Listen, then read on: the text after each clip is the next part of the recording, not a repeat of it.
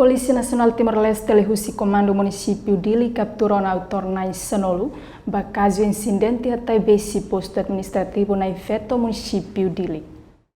Comandante Pentel Município Dili Superintendente Henrique da Costa e a Comando Município Dili segunda-feira semana informa caso incidente acontece também loron rua nulo resin ida fulang mayotina rihun rua nulo resin rua grupo ida ho condição lanu ho di halo agressão físico hasor vítima na rua halai tama to posto Pentel taibesi. Ia moça dia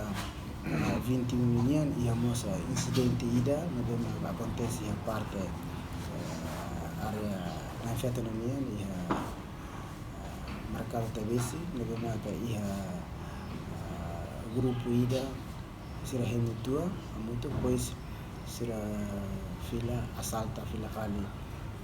sira colega ida colega na rua e odi alai tamato ia posto lara posto transito posto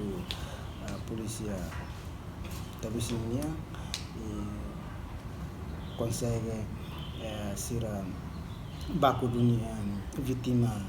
na rua grave e te contato keras baia ambulância para telur keras vítima baia hospital nasional Guido Valadares vítima na condição agora dia agora e parte processo investigação minha na feita minha continua o processo kita identifica o suspeito na Sanolu, captura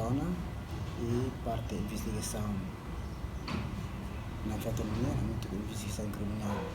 município de Linha, será continua o processo para tornar bela apresenta para o Ministério Público. Parte investigação posto na Infeto, hamuto com parte investigação criminal município Dili, continua o processo, apresenta caso neba Ministério Público de processo atuir lei. Reportagem Araza Vera, Televisão Timor-Post.